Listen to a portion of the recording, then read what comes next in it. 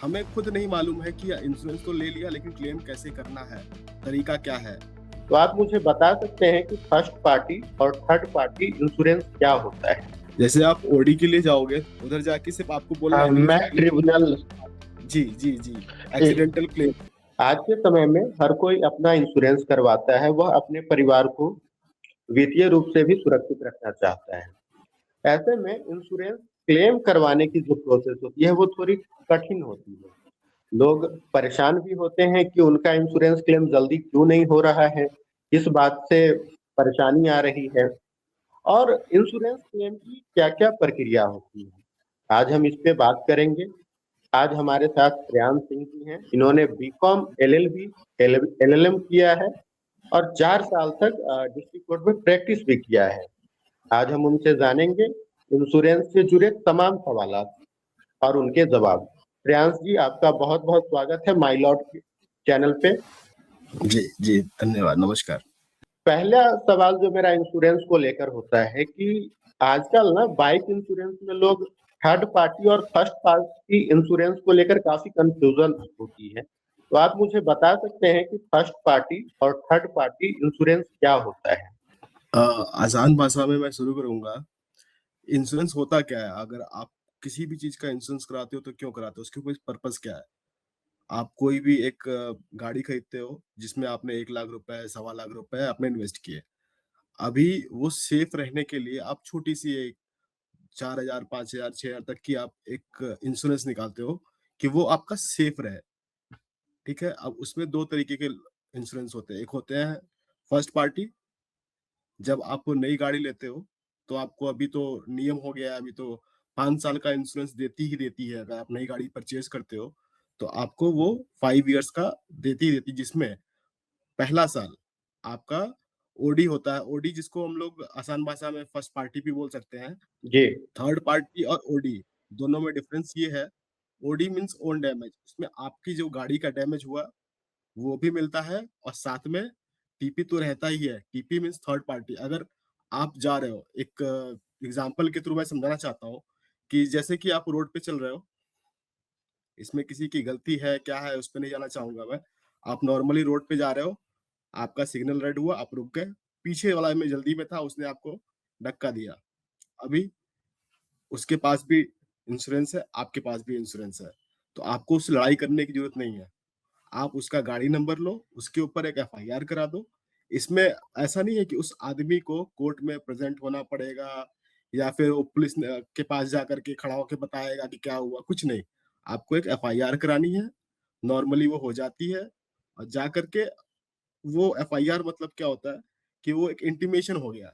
एक एक कानूनी जो होता है ना, कानूनी अभी आप पेपर में आ गए, इससे आपको आगे जब आप क्लेम करोगे तो उसमें आपको सहायता होगी।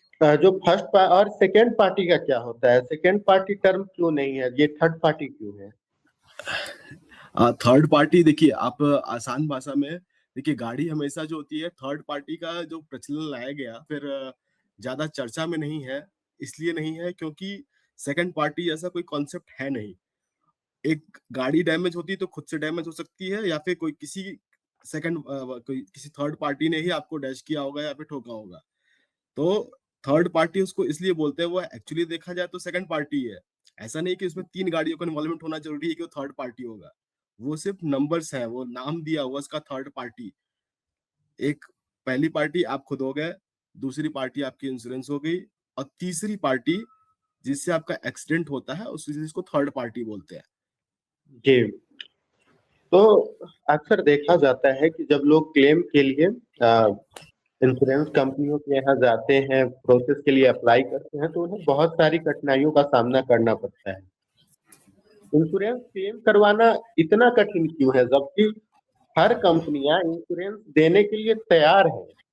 वो जिस गर्मजोशी से इंश्योरेंस बेचती है, वो उस गर्मजोशी से क्लेम क्यों नहीं सॉल्व करती है?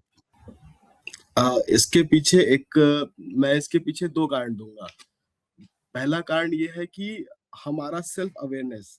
हमें खुद नहीं मालूम है कि इंश्योरेंस तो ले लिया लेकिन क्लेम कैसे करना है, तरीका क्या है, उसके डॉक्यूमेंट्स क्या-क्या हैं। और दूसरा, कंपनी क्या सोचती है कि जो भी क्लेम कर रहा है, वो कितना सत्य मतलब कितना उसमें कितना मिसमैच कर रहा है या फिर जो उसके क्लेम्स हैं, उसको कुछ ऊपर-नीचे तो नहीं कर रहा है या फिर कुछ छेड़-छाड़ तो नहीं की जा रही है क्लेम्स में। तो ये 2 कारण हैं।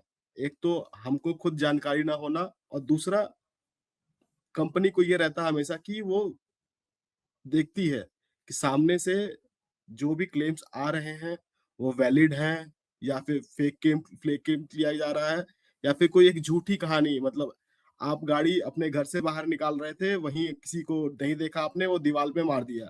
फिर आप कहानी बताते हो कि मुझे कोई दूसरी गाड़ी ने कहीं तो मैं खड़ी करके गया था, वहाँ पे मुझे किसी ने ठोक दिया, अभी गाड़ी सही करके दो। तो ये चीज़ें होती हैं। मतलब क्लेम तो उसमें भी होना चाहिए, मिलना चाहिए, तो वो कवर किसमें होगा? अगर आपने खुद से किया तो ओडी में होगा, ओन डैमेज और ऐसे में कुछ होता है तो वो थर्ड पार्टी अभी आप दूसरी गाड़ी किसका नाम लोगे? अगर आपसे खुद से हुआ, तो पूछेगा ना कि वो सामने वाली गाड़ी का नंबर बता दो ज़रा, आप हुँ, क्या बताओगे?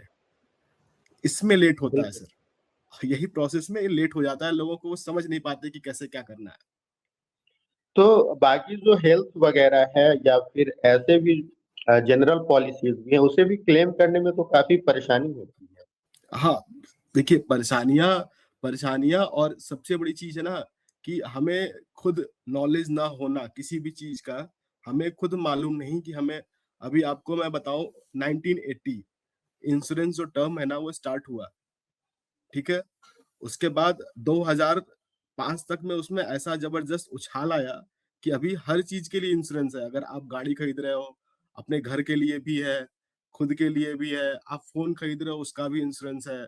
आप मतलब आप ट्रैवल कर रहे हो, एक जर्नी के लिए भी इंश्योरेंस है, जो 4 घंटे की है, 2 घंटे की है, 25 घंटे की है। आप प्लेन से 3 घंटे के लिए जा रहे हो, उसका भी इंश्योरेंस है। तो बात उसका नहीं है कि सिर्फ़ इंश्योरेंस है, लेकिन उससे आपको क्या-क्या मिलने वाला है। आप ट्रेन का टिकट निकालते हो, उसमें वो 45 पैसे में, 50 पैसे में आपको दिखा बिल्कुल, देता है कि आपका हम इंश्योरेंस कर रहे हैं, इस जर्नी के दौरान कुछ भी हुआ, लेकिन आपने कभी उसके बारे में पढ़ा? आपको खुद नहीं। उत्सुकता हुई कि ये है क्या? इसमें क्या-क्या क्लेम्स और कितनी चीज़ें हमें मिल सकती हैं? नहीं मतलब है हमें। हमें सिर्फ़ तकलीफ़ होती है, तब हम जानते हैं उसका कि कारण कि हमें क्या करना चाहिए। फिर हम 4-5 लोगों के पास जाते हैं, उनको भी नहीं मालूम है। आपको सही जगह पहुँचोगे, तो उसका उपाय जल्दी मिलेगा। अच्छा और वो जो टर्म्स एंड कंडीशंस वाले हैं, उससे शिकायत तो हर किसी को है। काफ़ी लंबे होते हैं तो और हर जी, इंसान उतना जानकार नहीं होता है और सोशल मीडिया के दौर में तो अटेंशन स्पैन भी कम गया है, लोग बहुत पढ़ना भी नहीं जी। चाहते हैं। तो इसमें क्या उपाय है? देखिए सेल्फ सेल्फ अवेयरनेस ही उपाय है हर चीज़ का। लेकिन मैं बताऊँगा टर्म्स एंड कंडीशन जैसे कि मैं थर्ड पार्टी पे ही रहता हूँ। इसमें मोटा-मोटी आप ये समझिए कि आपको क्लेम्स कब नहीं मिलते हैं या फिर क्या चीज़ें हैं जिसकी वजह से कंपनीज़ आपका क्लेम कम कर देती है। जैसे कि आपके पास गाड़ी है, आपके छोटा भाई है आपका, वो गाड़ी लेके निकल गया। अभी छोटा भाई है, वो 18 का है या नहीं है, उसके पास ड्राइविंग लाइसेंस है या नहीं है, गाड़ी का इंश्योरेंस है, वो तो बराबर है। लेकिन जो मोटर व्हीकल एक्ट है, उसमें साफ-साफ प्रावधान है, सेक्शन 184 है, 196 है, इसमें साफ-साफ प्रावधान है कि कोई भी गाड़ी अगर रोड पे आती है, तो उसका इंश्योरेंस और साथ में ड्राइवर के पास वैलिड ड्राइविंग लाइसेंस होना चाहिए। कंपनी इसके आ जाती है कि सर आपके भाई का तो लाइसेंस ही नहीं था, तो आप किस आधार पे क्लेम कर रहे हो? उसमें और भी ऐसे प्रावधान है कि वो मालिक के ऊपर भी बोलते हैं कि अभी आप मालिक थे तो आपने गाड़ी क्यों दी? अगर आपके भाई के पास नहीं था तो वो क्यों दिया? तीसरा आता है इसमें ड्रिंक एंड ड्राइव हो जाता है। चौथा आता है उसमें सेल्फ कंट्रीब्यूशन हो जाता है कि इधर नो एंट्री से जा रहे थे, उधर से गाड़ी आई थी, आपको डैश हुआ। तो उधर वो कंपनी बोलती है कि नहीं, ऐसे कैसे? रोड के जो नियम है अगर आप वो फॉलो नहीं कर रहे हो, तो वो तो करना पड़ेगा। और एक चीज़ बताइएगा कि इंश्योरेंस के आधार पे लोग लोन ले सकते हैं बीच-बीच में? बीच-बीच में जी बिल्कुल ले सकते हैं। अभी तो आपने देखा ही होगा, जैसे कि अगर आपने गाड़ी खुद एक बार में उठा ली, कैश दे करके उठाया, तो आपको उधर इंश्योरेंस मिलता है, 5 साल का जैसे कि मैंने स्टार्टिंग में बताया था आपको। अभी वो आपका